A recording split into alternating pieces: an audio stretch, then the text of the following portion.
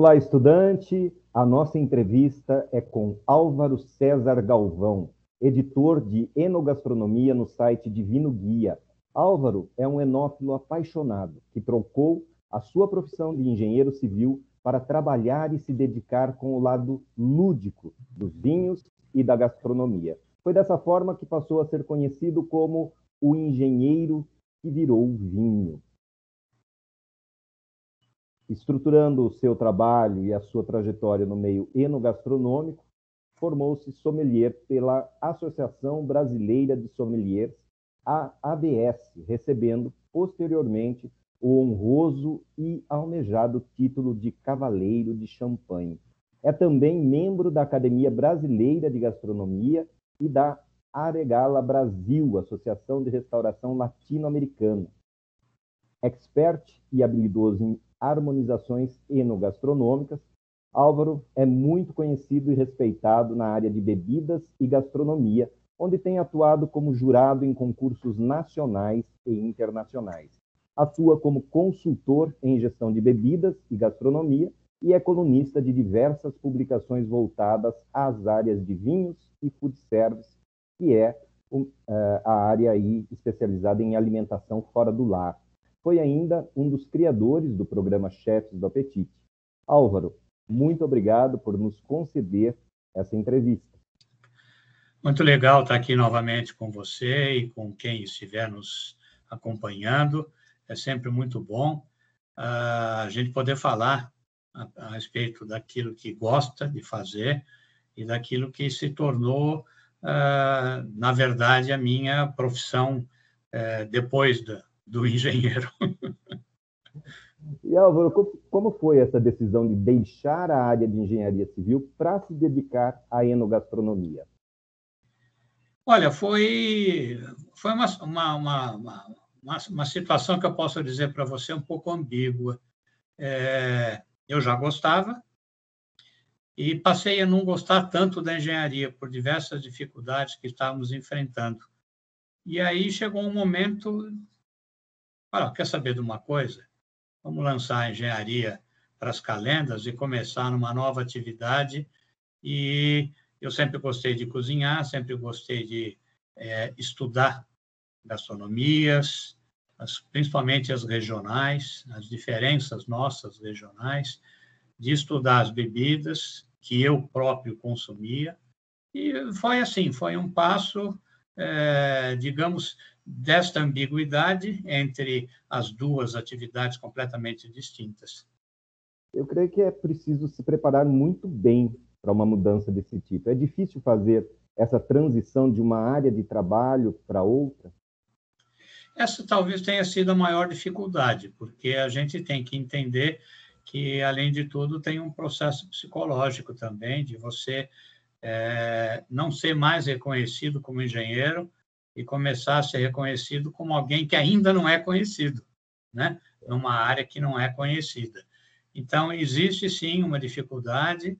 A dificuldade maior, na realidade, foi realmente garimpar um novo nicho, que a gente, quando está de fora e frequenta nichos, sejam eles quaisquer, como hobby, como observador, parece tudo muito romântico, né?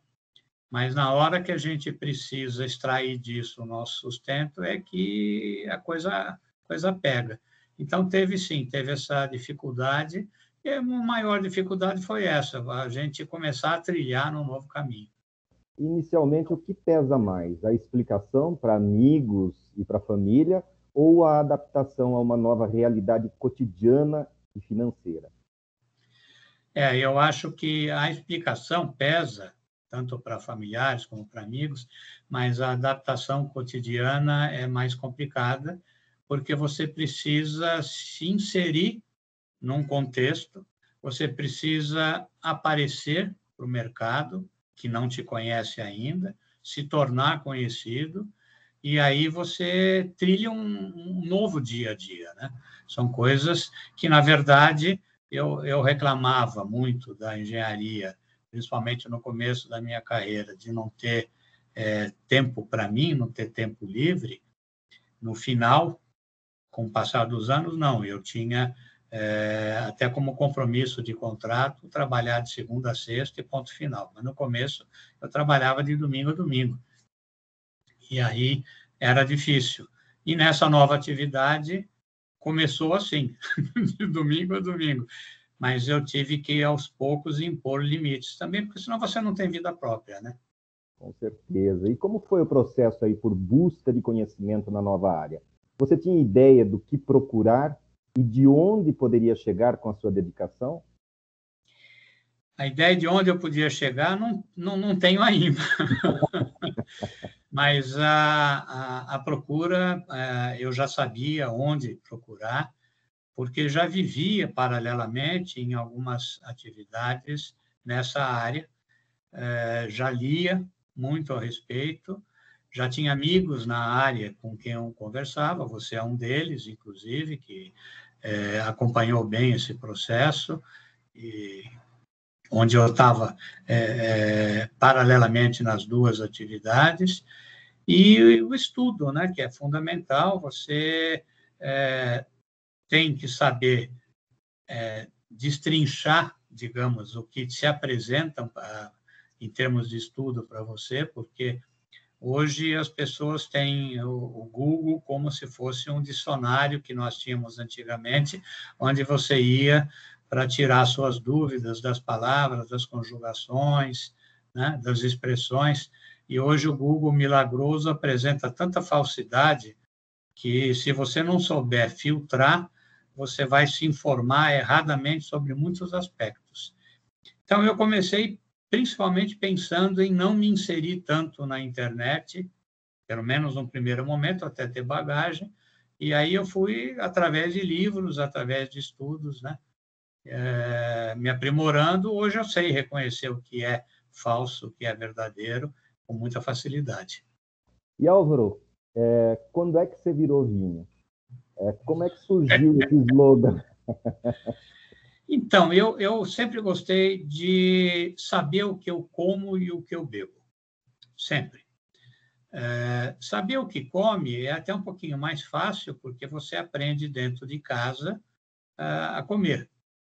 Aprende com a mãe, como faz, com as tias, e mesmo estudando, lendo receitas, livros e tal, é mais fácil o acesso. Agora, a bebida alcoólica, em geral, não sei se hoje, mas em geral você começa bem mais tarde.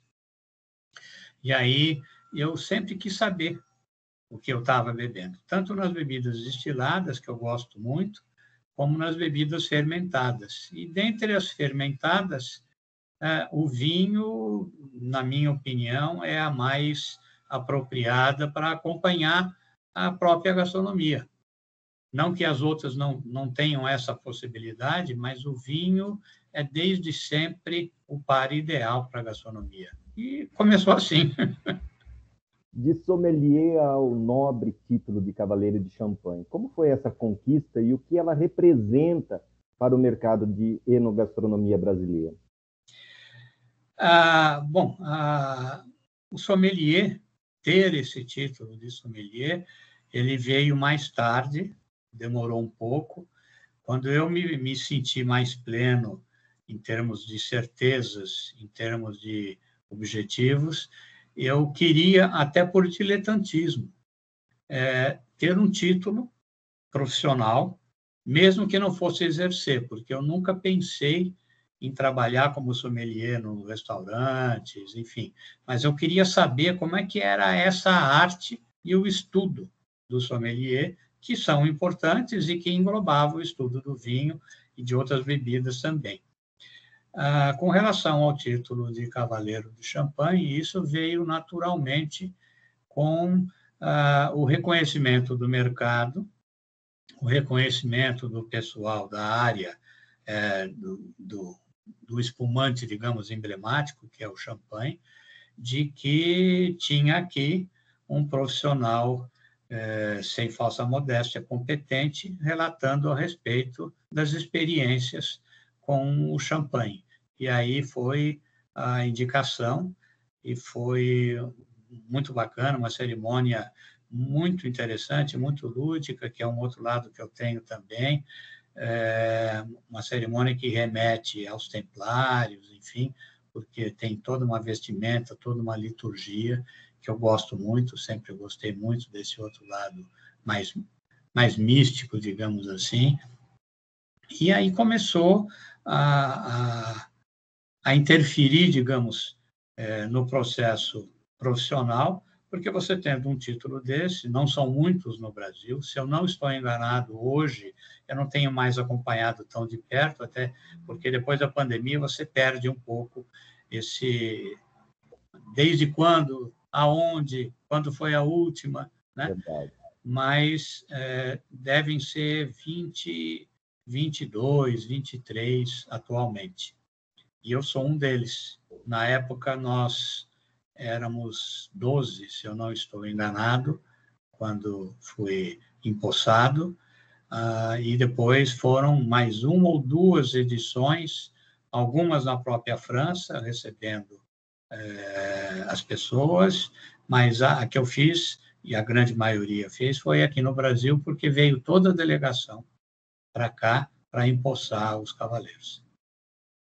E conta para os nossos alunos da FAM como é o seu trabalho hoje nessa área de enogastronomia. Bem, é um trabalho bastante complexo e vasto, viu, Wagner? Porque você tem muitos campos a seguir, muitos campos. Eu hoje faço menos do que gostaria, consultas para os restaurantes em termos de harmonização com as cartas que eles porventura já tenham, ou eu indico que tipos de bebidas que eles possam ter de acordo com a gastronomia que eles executam, né? Faço essa conjugação de melhor apresentar cada bebida para cada tipo de gastronomia apresentada. Dou aula em vários cursos, já dei aula em várias faculdades, fiz parte do corpo do SENAC durante bastante tempo, ali daquele grande hotel do Águas de São Pedro, que é um dos primeiros a se prontificar a lecionar gastronomia no Brasil. E em termos de bebidas, como um facilitador para que as pessoas consigam entender melhor, principalmente os vinhos, e possam consumi-los com maior frequência e com melhor saber, para que você possa consumir bem, pagando menos, porque há muita enganação, você compra muitas vezes uma bebida que aparentemente é top, paga barato, isso te encanta, e aí você bebe mal. Então, são esses os caminhos. Eu gosto bastante da área do ensino. Beber bem e com responsabilidade, esse é um sempre, sempre. Até porque a gente sempre fala, não é beber propriamente dito que a gente ensina a degustar, né? Que é colocar todos os sentidos em cima daquilo que você está sorvendo, sendo sólido ou líquido, né? Álvaro, apesar da pandemia aí que deu uma brecada nos investimentos de diversos tipos de negócios, o mercado de bebidas e o ramo de refeição fora do lar são promissores, em sua opinião? Difícil falar isso hoje, ainda com principalmente a refeição fora do lar, que não tem como dizer que não foi afetada, né, nesse ano e meio, quase 2 anos. Mas tem sim, tem um futuro promissor, primeiro porque o Brasil é muito grande e digamos, uma mixigenação tão grande de povos que vieram para cá se estabelecer e que nos incutiram culturas diferentes alimentares, que para a gastronomia é riquíssima. Então, você sempre tem lugar para uma nova casa com gastronomia adequada, bem feita, com preços inteligentes, bem posicionados, com toda a eficiência higiênica que deve ter, sanitária que deve ter, independente da pandemia, isso sempre foi requisito fundamental. Se você não tratar direito o alimento, você vai tratar mal o alimentado. Então, é importante isso. E a bebida teve um boom, e por isso que eu separei a bebida, porque as pessoas, por causa da pandemia, começaram a beber em casa, a apreciar as bebidas em casa, sozinhas ou com alguém que estivesse com elas na quarentena. E aí, como já existiam os serviços de e-commerce, começaram-se a ampliar esses serviços e a oferecer. Então, as bebidas sofreram menos do que a gastronomia, com exceção daquelas empresas que tinham no seu target, no seu alvo principal, abastecer restaurantes, né? Essas tiveram que se reinventar e partir para o processo online, porque restaurantes ainda hoje estão sofrendo as consequências de que, nesse tempo todo, você teve que demitir, você teve que se aprimorar, se aperfeiçoar para conter custos, né? E qual a importância de se entender de gestão hoje, sendo um profissional de cozinha ou do ramo de bebidas? Fundamental, fundamental. Sempre foi, né? Mas, aliás, fazendo um parênteses, pouco reconhecido, né? Quer dizer, esse profissional sempre foi fundamental, mas pouco reconhecido, porque, assim como também o sommelier, ele muitas vezes era relegado a não ter um lugar de destaque no empreendimento, porque o dono, ou o preposto do dono, achava que podia fazer tudo, né? Aliás, ainda muitos acham. Mas é fundamental, fundamental pelo aspecto de que você, para gerir o negócio, tem que entender desse negócio e tem que se portar como eficiência e eficiência. Não tem outra maneira, principalmente nos dias de hoje, com os custos operacionais, com o custo de cada item que compõe o seu preço, digamos assim. Então, é fundamental. Esse profissional é fundamental. E eu lamento que ainda não tenha uma posição de destaque, porque a gente ainda vê caseiramente, principalmente naquelas empresas mais familiares, meu pai fazia assim, então eu vou continuar fazendo assim. Como diriam os antigos, é dar murro em ponta de faca, né? Com certeza. E, Álvaro, você acredita que a mídia acabou motivando, impulsionando mais essas carreiras? Está conseguindo mudar um pouco a realidade, até a partir dessa questão do glamour aí, que se tem em reality shows, em publicações, esses programas novos de culinária. Isso tem ajudado positivamente, em sua opinião? Difícil dizer, viu, Wagner? Falar ajudado já é implícito positivamente, né? Uhum. Mas eu não sei, porque o que a gente vê nesses reality shows não é o dia a dia da cozinha, não é o cotidiano, o tratamento, as coisas que se fazem e falam, não é isso que normalmente nós vemos, e você sabe muito bem que não é assim. Como gerente de restaurante que já fui, Pois é. vejo muita diferença, né? Claro. É claro que tem o show, né? Tem o espetáculo que eles se preocupam muito. Eu acredito que tem aí alguns pontos positivos em termos assim de projetar a carreira, né? Não existe glamour dentro da cozinha, a gente sabe disso, existe muita Existe luta calor. diária, né? Existe calor e muita luta diária para se chegar ali à padronização, a uma apresentação bacana dos pratos, porque eles também são responsáveis pela venda, né? Não é só a linha de frente, né? O Sem dúvida. salão, né? A cozinha tem um posicionamento aí fundamental para apresentar esses pratos e convencer o cliente, encantar esse cliente para que ele volte. Mas, assim, na minha visão aí, como jornalista também que sou, eu vejo alguns pontos positivos de valorização até que entra nessa questão da luta aí por maior reconhecimento dessas profissões, tanto do sommelier quanto do... Não, existe sim esse lado. Claro que a gente não pode generalizar, nem tanto ao mar, nem tanto à terra. Foi bom porque esses realities e esse período de quarentena, digamos assim, propiciou que você fizesse buscas pelo melhor custo, pelo melhor preço-qualidade, pela melhor apresentação, sempre buscando a excelência e a qualidade, né?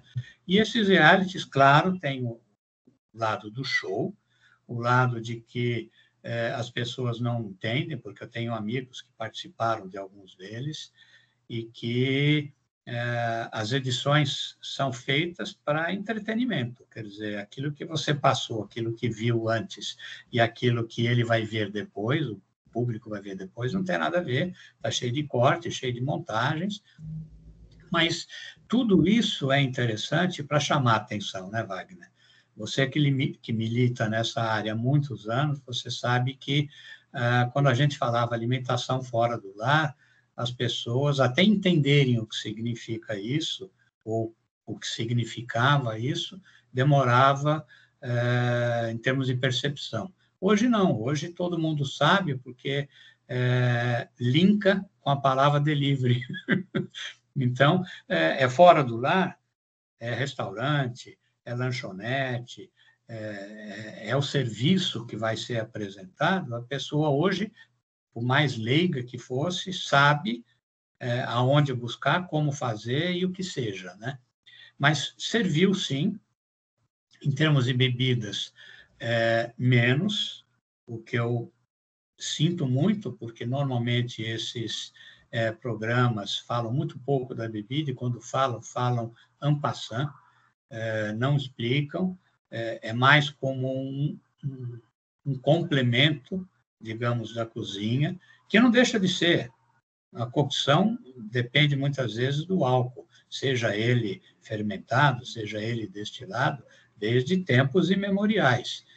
Mas era imprescindível, e eu algumas vezes questionei, quando era chamado presencialmente para essas estreias e tal, de que deveriam dar mais atenção para esse detalhe, para que os profissionais, que são aqueles que têm mais condições de fazer esse relacionamento interessante entre o comer e o beber, fossem lembrados, né?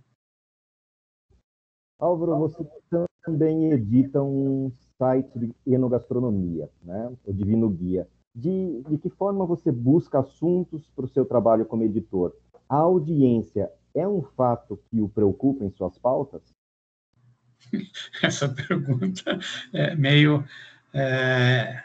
Hoje em dia, se eu falar que não preocupa a audiência, é complicado, despenca.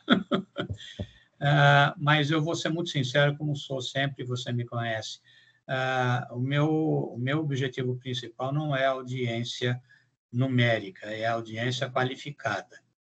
Então, se o número não é tão grande, o que me importa é que o número seja qualificado. Então, nesse sentido, me importa e muito. E eu busco atender, na medida do possível, a esse público qualificado. Com relação a onde eu procuro, onde eu vejo, eu sou muito chamado, solicitado para degustações, principalmente, né? Tanto em restaurantes com a gastronomia, como com as bebidas. Então, eu tenho, nessa busca, facilitada nesse aspecto. Sou jurado em vários concursos, que, graças a Deus, estão voltando agora presencialmente, porque não tem outra maneira de você fazer não ser presencialmente, né?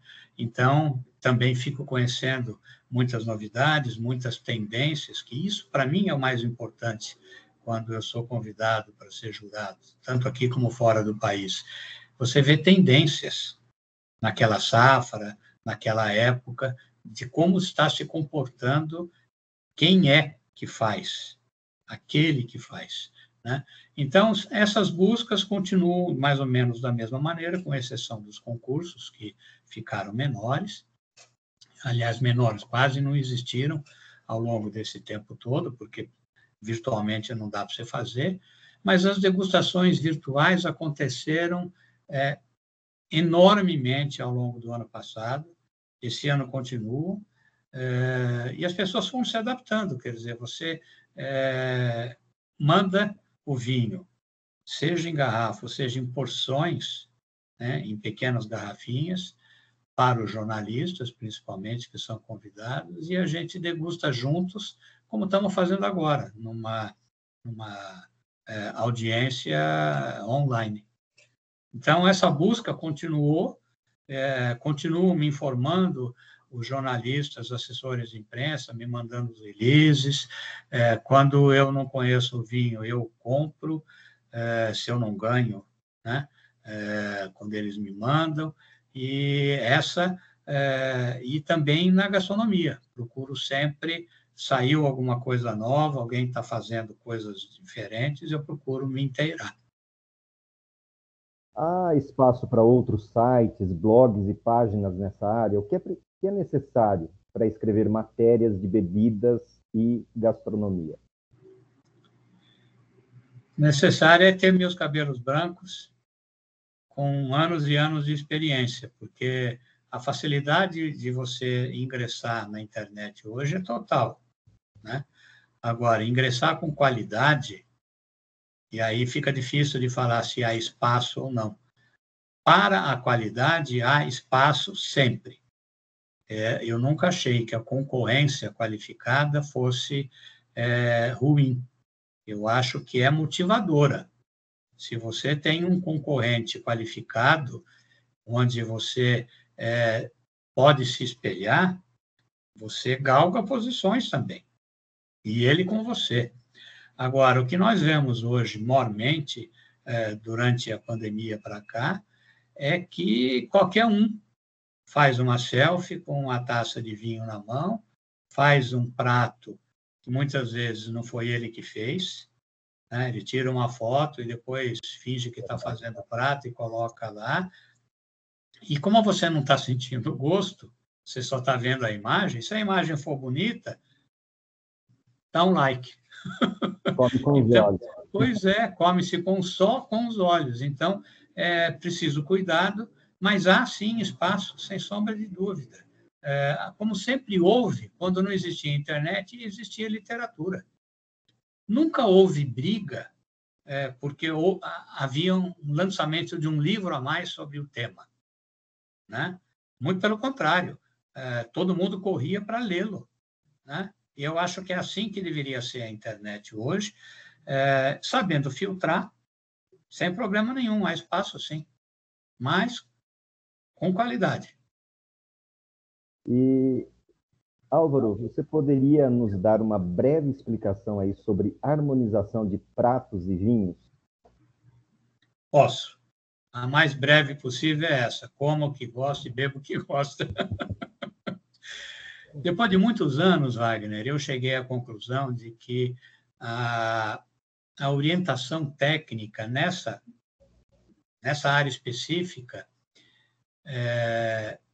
para mim, porque a gente sempre particulariza, quando você vai, por exemplo, julgar um vinho, você está julgando tecnicamente, né? É diferente. Agora, quando você vai falar a respeito de gosto, você tem que particularizar, quer dizer, o meu gosto é assim, eu não posso imaginar que o seu seja assim também, né?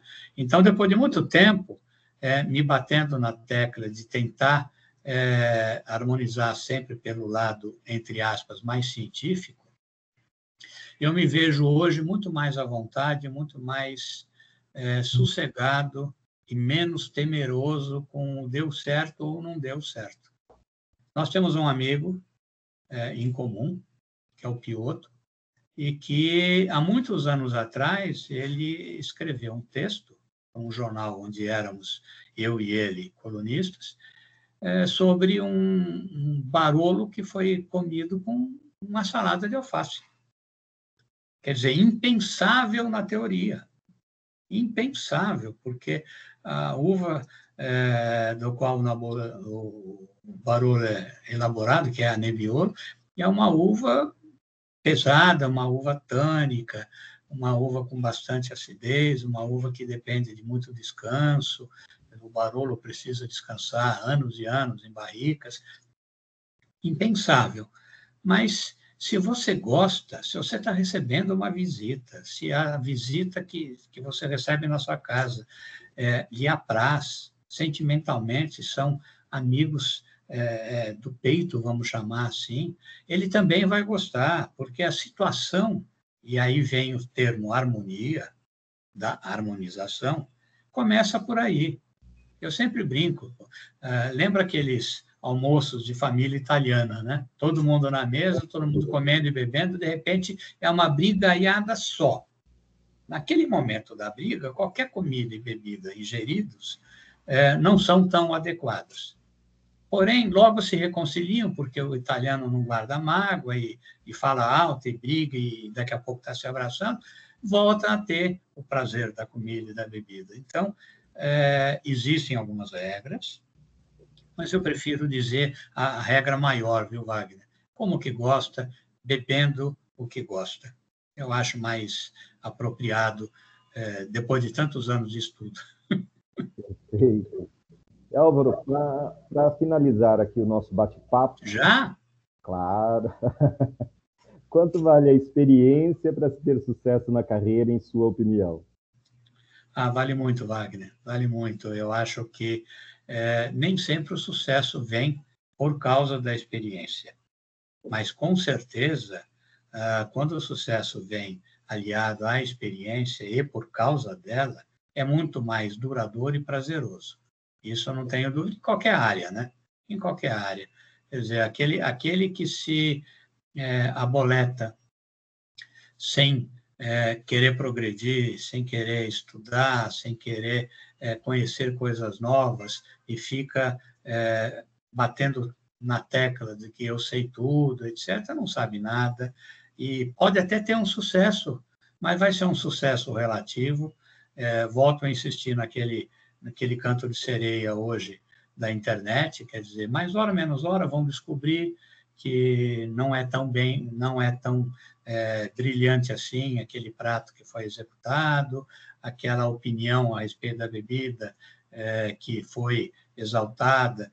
Quantos vinhos, principalmente, a gente viu serem desmascarados assim, quer dizer, vinhos que entravam com um poder imenso na mídia, avassaladoramente, vendiam horrores e que hoje são esquecidos e que ninguém lembra mais, porque não tinham qualidade, não tinham excelência, né? Então, eu acho que a experiência é fundamental sempre, principalmente para quem ensina, Wagner. Principalmente para o professor, essa figura fundamental, muito esquecida, muito delegada a planos inferiores nesse nosso país, né? Onde a cultura é adquirida só com vivência, porque sem o professor você não tem a educação, e aí a educação aliada à cultura é o suprassumo. Não que uma não possa existir sem a outra, mas são complementares, né? Então, num país como o nosso, onde o professor ainda é tratado desse jeito, como nós conhecemos, eu que sou professor, você também, né? Nós tínhamos que imaginar sempre em excelência, sempre. Claro que eu ficaria aqui mais 1 hora entrevistando você. Eu também. Essa não é a primeira entrevista que eu faço com você e sempre você traz aí opiniões brilhantes e informações muito interessantes para essa área acadêmica. Muito obrigado mais uma vez. Eu lhe agradeço, né? A equipe da FAM Online e eu agradecemos aí a sua participação nesse encontro e espero ter outros encontros aí com você tão bons quanto foi esse. Olha, eu que agradeço, Wagner, você sabe disso. Eu tive poucas oportunidades de entrevistá-lo, entrevistei algumas vezes, inclusive com alguns textos publicados, onde você era o personagem principal, e sempre me dá muito prazer e aprendo muito sempre com essa troca de opiniões e essa troca efetiva de conhecimento, porque, além de tudo, além de sermos amigos, você é um excelente profissional, você é uma pessoa que não para no seu tempo, uma pessoa que se aprimora sempre e que leva a sério, além da atividade principal de formação, que é o jornalismo, porque o jornalismo, para mim, é segunda formação, né? Eu não tenho a formação acadêmica, tenho a formação prática. Então, você não tem a formação acadêmica. E eu prezo muito, porque eu vejo muita gente se intitulando aí jornalista, professor, e que de professor e de jornalista não tem nada. Então, eu agradeço muito, agradeço a FAM pela oportunidade e estou às ordens. Quando eu quiser, presencialmente ou online, vamos fazer outra. Muito obrigado, Álvaro. E obrigado também a você, estudante da FAM, que nos acompanhou até aqui. Até a próxima. Tchau.